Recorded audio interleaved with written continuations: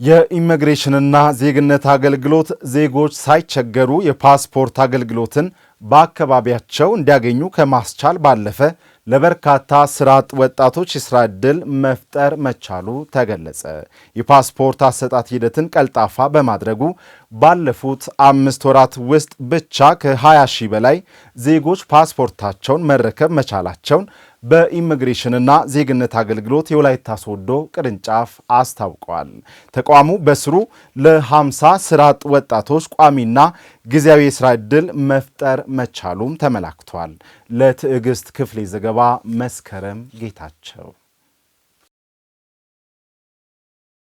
ዜጎች ከቦታ ወደ ቦታ በነጻነት ለመንቀሳቀስ ከታደሰ የቀበሌ መታወቂያና የልደት ሰርተፊኬት ጀምሮ የፓስፖርት መረጃዎች አስፈላጊ ናቸው። እነዚህን መረጃዎች አሟልቶ በመያዝ ህብረተሰቡ ወደሚፈልግበት ቦታ በነጻነት መንቀሳቀስ እንዲችል የኢሚግሬሽንና ዜግነት አገልግሎት የሚያበረክተው ፋይዳ የላቀም ነው። በዘርፉ የሚታዩ የአገልግሎት አሰጣጥ ችግሮችን ለመቅረፍ ከተቋቋሙ የአገልግሎት መስጫ ተቋማት መካከል የወላይታ ሶዶ የኢሚግሬሽንና ዜግነት አገልግሎት ቅርንጫፍ አንዱ ነው። ቅርንጫፉ የፓስፖርት አሰጣጥ ሂደትን ቀልጣፋ በማድረጉ ባለፉት 5 ወራት ውስጥ ብቻ ከ20 ሺህ በላይ ዜጎች ፓስፖርታቸውን መረከብ መቻላቸውን አስታውቋል። በርከት ያለ ባለጉዳዮች ያስተናገደ ነው። ወደ 20 ሺህ የሚጠጋ ይሞላል። እስከዚህ ፓስፖርት ኦንላይን ተመዝግቦ ፓስፖርት የሚወስዱ ያሉት በቅርብ ጊዜ ሪፖርት እናደርጋለን። ያን ያክል ባለጉዳይ ከዚህ እየወሰድን ያለው ቅድም እንደነገርኩሽ እነዚህ ከተለያዩ ቦታ ነው የሚመጡት። ጊዜ ወላይታ ማህበረሰብ ብቻ አይደለም። ከዚህ ካላባ ወደዚህ ነው የሚመጡት። ከሆሳና አካባቢ ወደዚህ እንደሚመጡት ናቸውና ወደዚህ አልፎ ደግሞ ወደ ዳውሮ ዞኖች አጠቃላይ እዚህ አካባቢ አገልግሎት ያገኛሉ። እነኚህ በዚህ በ4 እና 5 ወር ውስጥ ወደ 20 ሺህ የሚጠጋ ባለጉዳይ ኦንላይን ፓስፖርት ሞልቶ ከዚህ ስርጭት ተደርጓል። ያንን አገልግሎት ስናደርግ ያለው ሁኔታዎችን የበላይ ኃላፊዎችን ጋር እየተነጋገርን በቅርብ ይፈታል የሚል ግምትም አለና የኢሚግሬሽንና ዜግነት አገልግሎት ዜጎች የፓስፖርት አገልግሎትን ጊዜ፣ ገንዘብና ጉልበት ሳይባክኑ በአካባቢያቸው ማግኘት እንዲችሉ አድርጓል የሚሉት ደግሞ የአገልግሎቱ ተጠቃሚዎች ናቸው። እኔ መጀመሪያ አዲስ አበባንም ተከታትያለሁ። ደግሞም ሲሞላ ይዛ በኦንላይን ላይ ሆሳና እንዳለ አዋሳ እንዳለም አውቅ ነበርና ጠይቄ በአማራጭ እዚህ ፈጣን እንደሆነ አንደኛ ፍጥነቱን ያየሁት ሆሳና 3 ወር ቀጠሮ ሲሰጥ እዚህ 2 ወር አንድ ወር ምናምን ወደ 20 ቀን ነው የተሰጠው ቀጠሮ ራሱ ለአሻራ። እዚህ ለአሻራም ከመጣው በኋላ በጣም ቆንጆ ነው የተደረገው። የተከፈተው አዲስ ብራንች ነውና በጣም ምቹ ነው።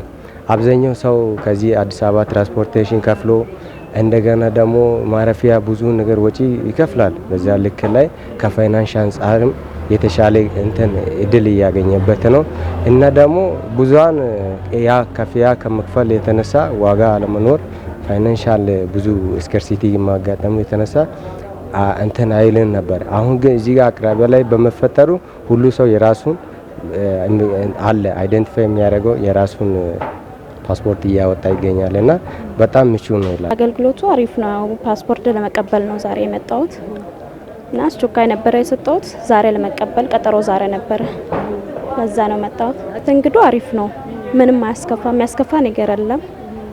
ቅርብ ጊዜ ነው ግን የጀመርኩት ገና 15 ቀን ነው። አሁን ቀጠሮ ዛሬ ነው። ለተገልጋዩ ህብረተሰብ አገልግሎቱ በአካባቢው መሰጠቱ ከዚህ ቀደም የነበረውን ወጪና እንግልት መቅረፉንና ለወጣቶችም የስራ ዕድል መፍጠሩን የቅርንጫፉ ባለሙያዎች ተናግረዋል።